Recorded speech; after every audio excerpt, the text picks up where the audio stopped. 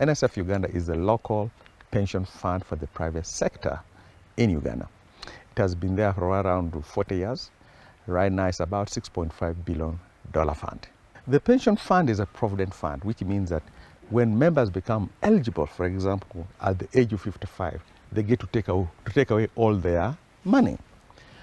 What we've realized that over the last 10 years, the amount of contributions coming is not keeping up with the amount of money that members are taking away at eligibility. For example, what we call net contributions in 2015, that's contributions minus benefits, was around 73%. Today that number is at 27%. We also found out that for each member who leaves the fund, we need to recruit 17 more new members. And yet the economy is not creating enough jobs, which means if we don't do anything, the next few years, we are dead. So in terms of trying to solve that challenge, we said, as a fund, we cannot be passive or bystanders in the economy. We need to be more active and very deliberate in what we need to do.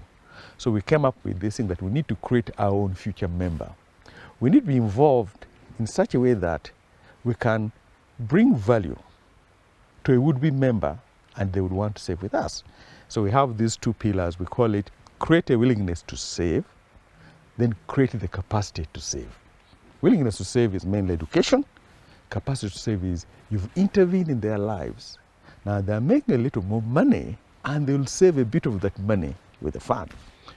So the first initiative we did was actually, we call it High Innovator, which is to fund startups. Well, we timed startups because we realized that in Uganda, by the time a business grows to smaller growing business, they even learned bad manners, non-compliance, tax laws, all those things. So we wanted to just go down a little below, bring them together. The last 4 years, we have actually funded 400 startups. We've created 14,000 new members who, as of yesterday, have saved around $430,000. So we know it works. And it surprised us because our original plan, we did not think that in year 4 we'd get those number of members or get that amount of contributions. We have a partner called Masakari Foundation. We're going to extend the program to 2030. We want to fund 1,000 startups. It all depends on how you look at it. For example, to fund the 400 startups over the last 4 years, we put in $5 million. Masakari Foundation put in $5 million. In essence, I have ring-fenced my potential loss to $5 million. Now, the upside is incredible, it's limitless. Because the upside is, as these companies grow, the opportunity is just massive. So if I were from a cost-benefit perspective, it's worth doing it. And that's one of the things that we want this message to go out to the pension funds. You can do something in your local economy. It doesn't require a lot of outlay, but you become the catalyst that other investors can look at because you are a local entity with credibility. One of the things we also realize is, and we kind of imposed it on ourselves, our membership in NSSF is about 2.2 million members. But we set a target for ourselves that by 2035, 10 years from now, we'll have 15 million members. Now, that's an audacious task. I can't get that by just funding startups. 70% of Ugandans are involved in agriculture. Could we intervene in agriculture and have the bulk of Ugandans save with NSSF? So we looked at the ecosystem, the value chain, and we found a gap that most farmers actually plant. Uganda, farmers can plant anything in the country. They listen, the government has put a lot of money through various programs, and the farmers actually plant. But when they harvest, they don't have a place to sell their produce. So farmers are demotivated, they can't do it. So what we did is, okay, let's see if we can intervene on the demand side of agriculture by creating a market for the farmer. So we're in the process of registering an entity. We brought in other investors. And so far we've got commitments from diverse markets as far as Croatia, as far as Serbia, as far as the US, so North Africa, for a number of our products, coffee, soybeans, sesame seeds, maize, whatever, with forward pricing. So I can tell the farmer, guess what? Here's the market, here's the price. Now you can get the input seeds and then go and plant because now there is a buyer you are certain of who will offtake your produce. What it does also is it de-risks the entire value chain. So now banks can come and lend that farmer a short-term facility of 4 months. And the farmer is not very sensitive to pricing. So that premium, the bank shares will cover their pricing. They can cover that loan with insurance. And so there is no risk to the bank. And all these players can come in, and suddenly the entire sector is working to help that farmer produce the crop that the market requires. And I think that's how I cover my 15 million members by 2035. Because with each, we have this thing that I buy from you 100 kilograms, I save 10 kilograms for you in your retirement account. Right now, a typical farmer will make about 800 kilograms of soybean from 1 acre. He sells it for about 30 cents. So basically, he's making about $250 from 1 acre today. The pricing I have now moves that pricing to 60 cents, which means even without changing productivity, his income is doubled. But now we bring science to that farmer and do certain things for his acre, fertilizers, proper weeding, whatever it is. I can move that 800 yield on an acre to 3,000. So suddenly I've tripled productivity, doubled income. His income just went up by 6 times what he was making now. That impact on that farmer in a community will change that entire community. We're the first one to try it out, but we want to really encourage our fellow pension funds to come and learn. So in November, we're going to have an All Africa Pension Conference where we'll share our experiences. We'll actually have private equity, venture capitalists there. Maybe the DFIs will be there. So we learn that actually you can solve most of these problems quite easily without the traditional approach towards what we think about funding, what we think about money flows easily, and you're touching the grassroots. And if that farmer, 70% of Ugandans improve their earnings by 3, 5, 10 times, what happens to the rest of the economy? You just created effective demand for the entire country, for any product you want to do in that country. The initiative of bringing African capital into the equation is critical.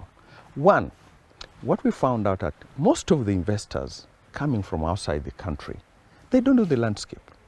So if you get a local entity with credibility, and most pension funds have that, the local pension fund then clears whatever is required at local level. They know where the land is. They can negotiate by that. They can do all these things before, so that the international foreign investor comes to do exactly what they came to do, invest. In most countries today, an international investor works in the country, works in Kenya, and he has to look for land, look for offices, look for all those things. That's wasting his time. So a local entity with credibility de-risks it for the international. And I think there will be even more inflow of the resources into Africa. Now the good news, I said, there's no loss. It's a business, it's an investment, except a pension fund can afford to be a bit patient. I don't have to see the return in 1 year, 2 years. I can wait for 4, 5, 6 years because it's patient capital. But the upside is unlimited. What we're creating on Agra is a national holding company. It's a holding company. But that's why we've put the what? The 8 million. We've already attracted investors. They put in $40 million in this entity. We put 8, they put 40 million. But each crop will have a subsidiary. For example, coffee will have a coffee subsidiary because the investors who want to work on coffee alone. So we co-invest with them. And we can take so within the next, my goal is within the next 5 years, we've created like 6 to 8 subsidiaries dealing with various crops that we're investing in. And we're touching as much lives as you can.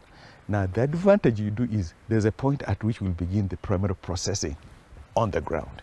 So it's not just exporting now the raw produce, but now you begin to basically do primary processing. I'll give you an example, soybean. Soybean, I can pack it, dry it, send the seeds out. 20% of that is water. Why? When I could actually process it, get the oil, mill it, and now what I'm selling or sending out is either soya protein cakes or soya meal for animal feed. And when we look at Kenya, the demand for that is so high, I don't know how to send it to the UK. And you can just replicate this and make it worth it. So it actually makes a business sense. It's not charity. It's actually an investment with a longer term view. Now you think about from an impact perspective. If you took a village that now has 1,000 households, and each of them was making 250, an example. But suddenly, they're making $1,000 in a period of 90 days. What happens to that village? The impact is massive. For me, I don't even need a separate ESG objective because under that, I've ticked up the boxes that satisfy ESG, moreover, sustainably, because we've built it in our strategy. And remember, our goal is what? To increase membership. So I've just created my own member and created our own future. Well, I'm a village boy. I grew up in the village. So I kind of know the village ways of the pain points that farmers in the rural areas go through. Number two, I happened to go to school. I eventually ended up at the school in the US. And I've always had this thing that we as Africans forget one thing. The American doesn't have your self-interest. He has his self-interest. The European doesn't have your self-interest. He has his self-interest. And we almost think that they should be thinking for us to do our own things. And I always say, no, we Africans need to think of us first, do things for us first, then let the European, let them come and supplement what I'm doing. That becomes a more sustainable partnership in that process. So over time, I've reshaped how I need to approach that idea. And this was a golden opportunity to do that. And then it was informed by need. Remember, if we don't do this, we are dead by 2045. The good thing is food is an international commodity. There will always be a market for food as long as produced in enough quantities and good quality. There will be food. Food, even hungry people, it doesn't matter. There's a time when they will want to export food to wherever war it is. And it gives Africa a very good basis if we focus on the things we have.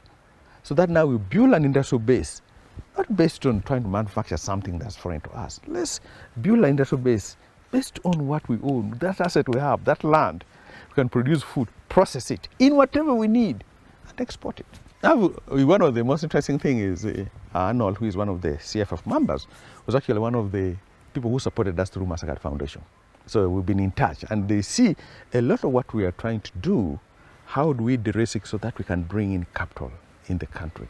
I mean, I told you we've got $40 million coming from different investors. There was no funding, this was direct investment into it.